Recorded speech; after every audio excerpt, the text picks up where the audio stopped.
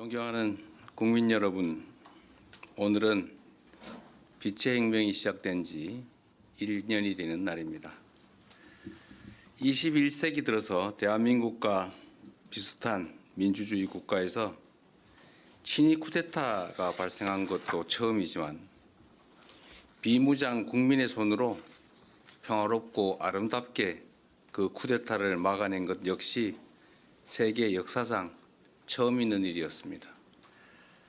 역설적이게도 지난 12.3 쿠데타는 우리 국민들의 높은 주권의식과 대한민국 민주주의의 놀라운 회복력을 세계 만방에 알린 계기가 됐습니다. 저들은 크게 불이했지만 우리 국민들은 더없이 정의로웠습니다. 국민들께서는 폭력이 아니라 춤과 노래로 불법 친위 쿠데타가 촉발한 최악의 순간을 최고의 순간으로 바꿨습니다. 찬란한 노새빛으로 암흑시대로 돌아갈 뻔했던 대한민국에 다시 빛을 되찾아 주셨습니다. 이 자리를 빌려 담대한 용기와 연대의 빛나는 힘을 보여주신 위대한 대한국민 여러분께 깊이 감사드립니다. 빛의 혁명으로 탄생한 국민주권정부는 우리 국민의 위대한 용기와 행동을 기리기 위해 12월 3일을 국민주권의 날로 지정할 것입니다.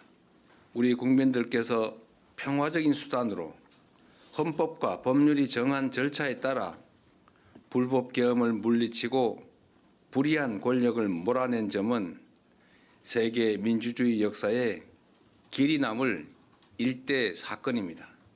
세계사에 유례없는 민주주의 위기를 평화적인 방식으로 극복해낸 우리 대한 국민들이야말로 노벨 평화상을 수상할 충분한 자격이 있다고 확신합니다. 만약 대한민국이 민주주의를 살리고 평화를 회복하며 온 세계에 민주주의의 위대함을 알린 공로로 노벨 평화상을 받는다면 갈등과 분열로 흔들리는 모든 국가들에게 크나큰 전환점이 될 것입니다. 네, 정치의 한가운데서 가장 뜨거운 쟁점을 두고 여야 대표들이 토론을 진행합니다. 오늘 토론의 핵심 주제, 윤석열의 불법 계엄 1년입니다. 김종욱 전 청와대 행정관, 정광재 전 국민의힘 대변인 나와 계십니다. 안녕하세요. 안녕하세요. 예, 비상계엄 선포 1년. 우리 민주주의의 저력을 확인한 날이다라고 이재명 대통령의 특별 담화에 얘기가 있었는데 두 분은 어떤 기억으로 남아있는지 먼저 한번 들어볼까요? 예, 누가 먼저 말씀하시겠습니까? 네.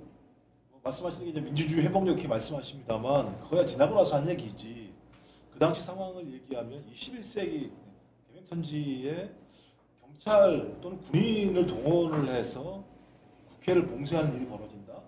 이런 상황들은 상상하지 못했던 거죠. 그래서 왜 이런 일이 벌어졌을까라고 지금 저희가 수사를 하고 거기다 재판을 진행하고 있습니다만 아직까지 정확한 원인은 밝혀지지 않았습니다만 대체적으로 윤석열, 김건희라고 하는 두 사람이 장기 집권을 하기 위해서 3년 동안 벌어졌던 자기의 정력들을 제거하고 그다음에 정당을 다 없애고 이런 방식을 통해서 자기의 장기 집권을 획책하려고 했다라고 하는 측면 자체가 하나하나 드러나고 있고 그 하나하나 드러나는 것이 내란을 일으켰던 주동자인 내란 우두머리는 전혀 사과와 반성을 하지 않는데 그것을 수행하도록 지시받은 사람들은 지금 이제 하나하나 왜 어떤 내용이 지시됐는지가 밝혀지고 있는 상황이기 때문에 그런 한 측면에서는 우리 민주주의가 얼마나 취약한가를 보여준 단면이기도 하고 또 반대로 따지고 보면 그 내란의 밤에 그 무수한 국민들이 국회에 가서 민주주의를 지키려고 싸웠고 그 싸움 자체가 승리했었고 또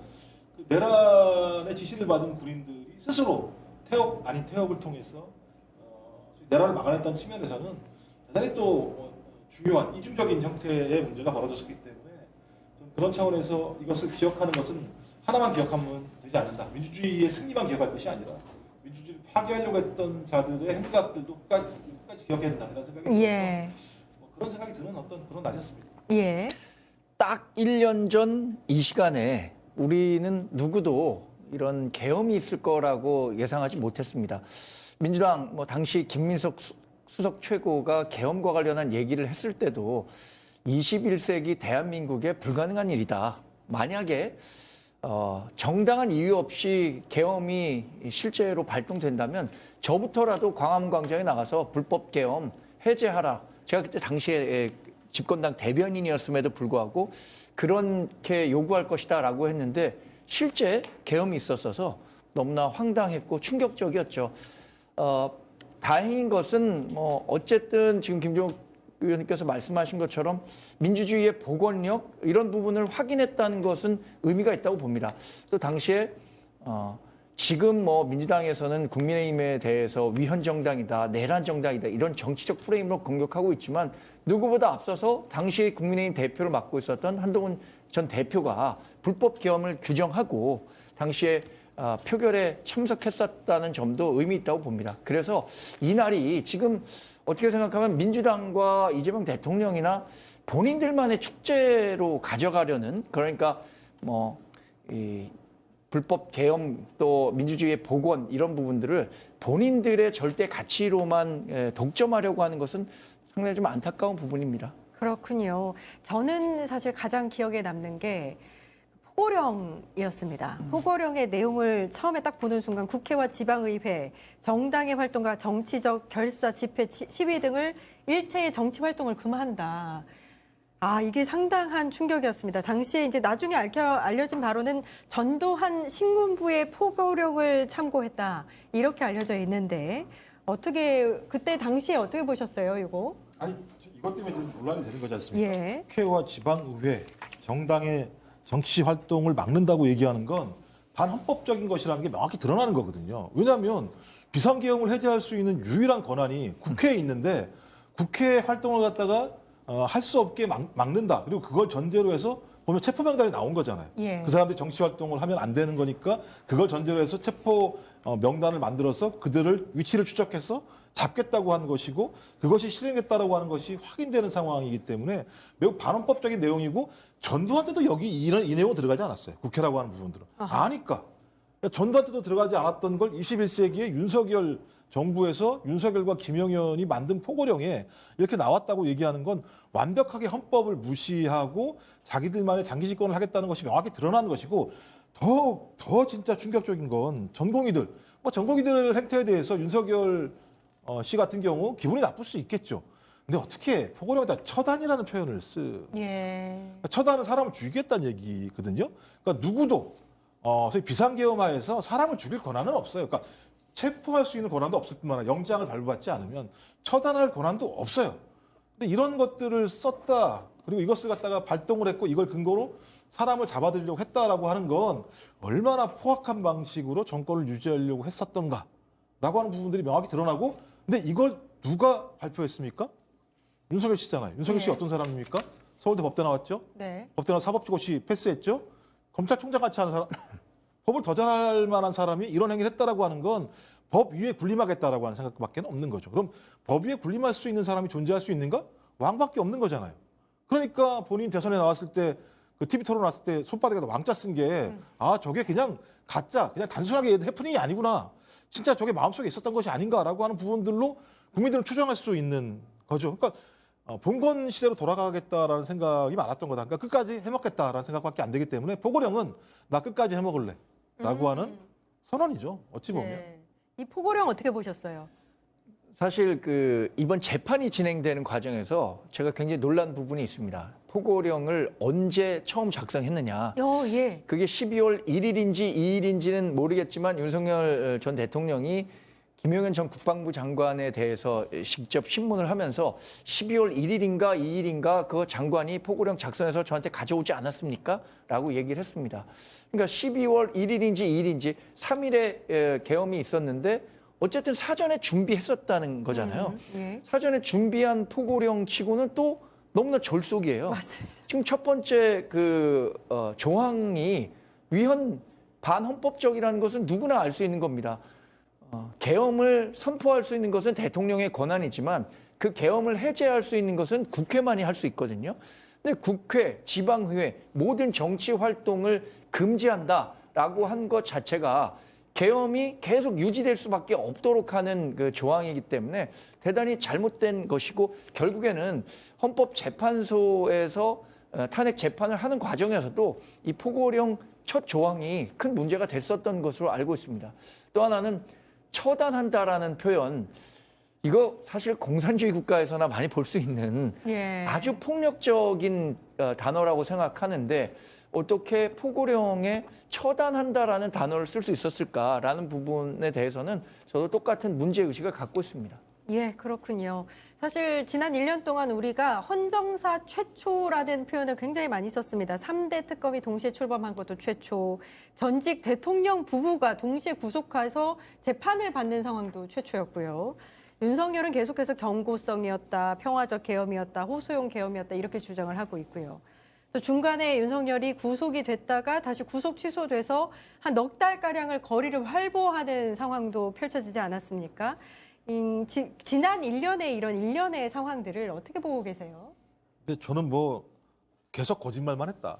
윤석열 씨의 얘기는 경고성이다, 평화적 계엄이다. 저희가 이제 다 확인하는 거지 않습니까? 2022년 11월 달 국민의힘 비대위 체제가 들어서면서 그 당시 연말 모임에 갔을 때 김종영 최고위원 말에 의하면 비상대권이 있다라고 얘기했다는 것 아닙니까? 뭐 그것만 있습니까? 그 이후에도 마찬가지입니다만 제가 이거 쭉 적어왔거든요. 이 내용을 갖다가 2023년 12월 이 당시에도 신원식 그 당시 국방부 장관, 국가안보실장 조태용, 김명수 합동참모본부 의장, 김영현 한남동 관저로 불러가지고 계엄 비상대권 얘기를 했어요. 2024년 3월달 또 신원식, 조태용, 김영현 군 관계자 삼청동 안가로 불러가지고 조만간 계엄을 하겠다라고 밝혔어요. 그 다음에 2024년 5월에서 6월 여인영 그 방첩사 전 사령관 자기 삼청동 안가로 불러가지고 비상대권 계엄을 언급했어요. 그 다음에 바로 한 달 후 강호필 합참 사장에게 그 하와이 가가지고 또 예를 들면 군대 개입해야겠어 이렇게 얘기를 했어요. 그 다음에 2024년 10월 1일 날 국군의 날 실제 그 행동을 했었던 저희 방첩사, 정보사, 특전사 사령관들 다 모아놓고 그때 그 각종군 전 사령관 얘기한 거 아닙니까? 한동훈을 비롯한 정치인들 싹 끌어와 내가 총으로 쏴 죽이게. 이게 일련의 과정들로 벌어진 거예요. 근데 이거 갖다 자기 말로 경고성이라고요?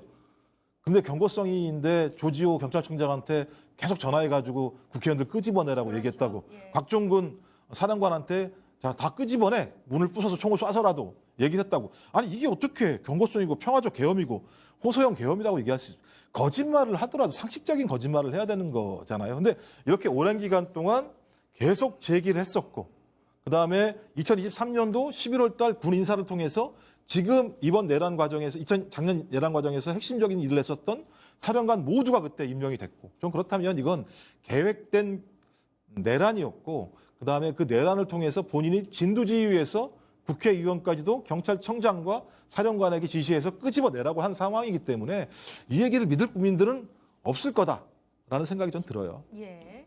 어떻게 보세요, 대변인님? 호소형 계엄이었다는 윤석열 전 대통령의 주장이 설득력이 있었다면 탄핵 재판에서 탄핵에 이르지 않았겠죠. 또 최근에 국민들 상대로 한 여론조사에서 역대 대통령 평가를 하는 과정 거기에서 가장 잘못한 것이 많은 대통령 그 오욕의 1등을 지금 윤석열 전 대통령이 차지한 거 아닙니까? 부정평가가 77%로. 그러니까 뭐 호소형 계엄을 했다는 것은 본인의 계엄을 정당화하고 그것이 결과적으로 국민에게 뭐 피해를 주지 않았다라는 것들을 강화하기 위한 주장으로 보이는데 그 부분에 대해서 동의하는 사람은 국민 대다수 동의하지 않을 겁니다. 국민의힘과 관련해서도 국민의힘이 왜 이렇다 할 명확하게 윤석열 전 대통령과 절연하지 않느냐, 뭐 사과하지 않느냐 이런 목소리를 내고는 있지만 오늘 뭐 다수의 의원들이 얘기를 했고 송원석 원내대표도 계엄과 관련해서는 분명히 잘못됐다라는 이야기를 했을 정도로 지금 뭐 호소형 계엄이라는 윤석열 전 대통령의 주장에 동조하는 사람 그분들은 정말 극소수에 불과할 겁니다. 헌정사 최초의 일이 많이 진행됐죠. 저는 이런 헌정사 최초의 일은 정말로 제한적으로 이루어져야 한다고 생각하는데 윤석열 전 대통령 현직 대통령으로 구속됐었습니다. 이런 헌정사 최초의 일은 그 정도에서 머물러야 되는데 저는 이재명 대통령 집권 이후에도 헌정사 최초의 일들이 많이 진행되고 있어요. 희대의 사법부에 대한 탄핵 압박이라든가 내란 특별재판소를 신설한다든가 이런 부분들은 그 권력을 갖고 있다고 다 무한히 쓸 수 있는 것이 아니라 절제와 자제했을 때 우리 사회가 안정될 수 있다는 점에 대해서는 좀 주목할 필요는 있겠습니다. 예. 제가 조금만 첨언을 예. 하면 이 내용 말고도요. 그러니까 예를 들면 이게 내란 문제만 있습니다만 지금 일반 이적죄 문제 같은 경우도 가장 중요한 쟁점이 되고 있는데요. 계속 내용이 나오고 있죠. 전 소름이 끼치는 건데 2023년 10월부터 전단을 북한에 날리기 시작했는데 10여일을 날렸다는 거 아닙니까? 그러니까 우리가 먼저 시작했다는 거 아니에요? 근데 그 날린 전체 전단이 1000km 정도가 된다고 얘기를 하는 게 증언이 나왔어요. 아하. 이게 2023년 10월 달부터 시작된 겁니다. 그다음에 계엄 전에 아파치 동원 훈련을 했는데 이게 2024년 6월, 7월, 8월, 11월 총 4차례예요. 근데 어떤 명령이 갔느냐? 고도를 높여 적이 볼 수 있도록 하라라는 명령이 내려갔다라고 하는 것이 확인이 됐어요. 그다음 2024년 10월, 11월 무인기를 평양 상공에 보냈어요. 이것 때문에 상당히 논란이 됐습니다.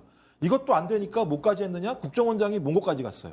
그다음에 정보사 군인들이 몽고에 가서 작전을 펼치다가 잡히기까지 했어요. 이 얘기는 뭐냐? 1년 넘게 전쟁을 유도하려고 했다라고 하는 거예요.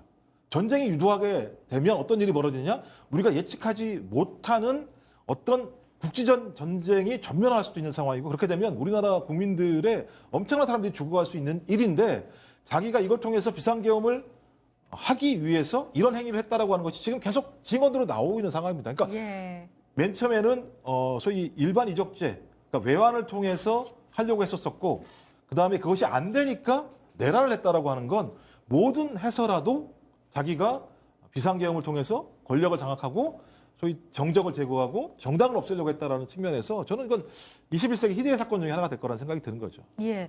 근데 조금 전 들어온 소식에 따르면 윤석열이 서면으로 요미우리 신문, 일본의 언론사죠.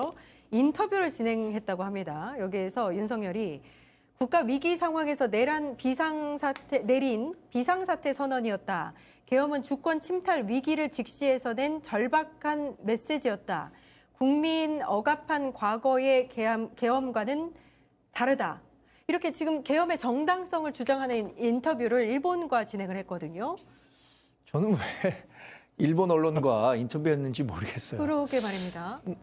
지난 윤석열 3년을 돌아볼 때 그래도 국민들이 평가할 만한 부분 중에 하나는 한일 관계와 한미일 공조를 공고히 했다. 이걸 정상화시켰다라는 점에서 본인이 일본 언론과 인터뷰를 했는지 모르겠습니다만 일종의 옥중 메시지라고 봅니다. 12월 3일 계엄 1년을 맞아서 본인의 계엄이 왜 정당했는지를 다시 한번 국민들에게, 왜냐하면 외신과 인터뷰를 했다고 하더라도 이 외신 보도가 인용 보도의 형태로 국민들에게 전달이 될 테니까요. 근데 여기서 제기하려고 했었던 문제에 대해서 과연 얼마나 많은 국민이 공감할 수 있을까. 거듭 말씀드리지만 국민의힘 내에서도 지금 윤석열 전 대통령이 주장하고자 하는 바에 대해서 동조하고 있는 사람은 정말 소수에 불과하다는 점을 말씀드립니다. 예, 어떻게 보세요? 하여튼 제가 계속 거짓말이라고 얘기했는데 다 거짓말이죠. 나온 내용 보니까 자유민주주의 헌정질서가 붕괴돼서 어떤 헌정질서가 붕괴된 거죠? 그 당시에 뭐가 문제가 있었었나요? 제가 볼 땐 국가 위기 상황, 국가가 위기 상황이었었나요? 그건 동의할 수 없는 거죠. 그러니까 평온한 날들이 벌어졌습니다. 예. 국회 내에서 여야 간의 격투를 벌이는 건, 정론을 벌이는 건 상례적인 과정이에요. 그리고 계속 예를 들면 자유민주주의 헌정질서를 파괴했다고 얘기하는데, 아니 자유민주주의 헌정질서라고 얘기하는 게 어떻게 예를 들면 구성이 되겠습니까? 국민이 선택해 준 정당의 의석수에 의해서 만들어지는 거거든요. 다수당이 예를 들면 민주당이 강압적으로 한 게 아니잖아요. 그렇죠. 국민의 투표를 예. 통해서 다수석을 만들었고, 다수석을 만든 이유는 뭐냐? 정부 여당이 행하는 행태에 대해서 그것들을 견제해라. 잘못하게 되면 적극적으로 견제해라라고 하는 그런 숫자를 준 거거든요. 그런 행동을 했다고 해서 이게 헌정체제의 붕괴냐? 저는 여기 동의할 수 없다는 거. 그다음에 탄핵을 했다. 특히 이제 보니까 최근에는 검사를 탄핵해? 안 되겠는데? 윤석열이 이렇게 했다는 건데. 탄핵은요, 헌법에 있는 국회 고유한 권한입니다. 그 탄핵에 대해서 왜 절제하지 못했느냐라고 비판할 수 있을지언정 그 탄핵을 했다고 정당을 해산할 정도의 비상계엄을 할 상황인가? 전 아니라고 생각이 들기 때문에 계속 본인도 그랬더라고요. 몇 시간 만에 국회 해제 요구를 받아들였고, 아까 제가 다 말씀드렸잖아요. 조지호 경찰청장한테 네. 박종근 사령관한테 다 끄집어내라고 얘기한 사람이 자기 입으로 몇 시간 만에 국회 해제 요구를 받아들였다고 얘기하는, 전 이 정도의 거짓말을 할 수 있다라고 하는 건 여전히 지금도 자기는 이 죄에서 벗어나고 싶다라는 생각이거든요. 그 정도 일을 했으면, 그리고 이나 한 대한민국의 국회의원이 됐으면 그런 책임을 지겠다라고 생각 정도 가져야 되는데 그런 생각도 없는 사람이다라는 생각이 들어서 저는 법정도 여기에 대해서는 진짜 제가 볼 때는 아무런 적이 없이 명확한 판결을 내려야 된다고 생각이 듭니다. 예. 근데 계엄은 잘못된 정치 행위라는 것에 대해서는 좀 120% 공감합니다. 그런데 지금 윤석열 전 대통령이 주장하는 일부 주장, 그것은 그 탄핵 재판 과정에서 헌법재판소에서도 일부 인정한 부분이 있습니다. 국회가 가진 권한을 무절제해서 과도하게 사용했다라는 부분에 대해서는 본인이 대통령으로서 국가를 운영하는 데 있어서 헌정 질서의 위기라고 판단한 개인적인 판단은 가능하다고 생각해요. 그러나 그것이 이런 극단적인 정치 행위인 계엄으로 연결된 것은 잘못이죠. 민주당이 잘못한 부분에 대해서는 일부 인정할 부분은 인정할 필요도 있다고 생각합니다. 저는. 예, 알겠습니다. 오늘 여야 토론은 여기까지 하겠습니다. 시간이 매우 부족했는데 다음에 좀 더 길게 이야기를 나눌 수 있었으면 좋겠습니다. 끝장 토론 김종욱 전 청와대 행정관님, 정광재 전 국민의힘 대변인님 고생하셨습니다. 감사합니다. 고맙습니다. 예, 1년 전 오늘 시민들은 계엄군의 총칼 앞에서도 국회로 향했습니다. 작은 불빛들이 거대한 권력을 멈춰 세우고 헌정 질서를 바로 세웠습니다. 1년이 지났습니다. 그러나 내란의 진실은 아직도 밝혀진 것이 많지 않습니다. 내란 수괴는 물론 가담자들에게서조차 사과를 받지 못했죠. 그럼에도 분명한 사실, 그날 국회를 지킨 시민들의 발걸음은 지금도 대한민국의 민주주의를 떠받치는 힘입니다.